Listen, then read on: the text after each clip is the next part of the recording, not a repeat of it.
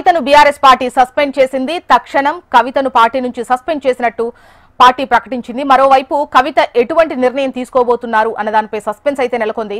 రేపు ఉదయం ఎమ్మెల్సీ పదవికి రాజీనామా చేయనున్నట్టు తెలుస్తోంది కవిత.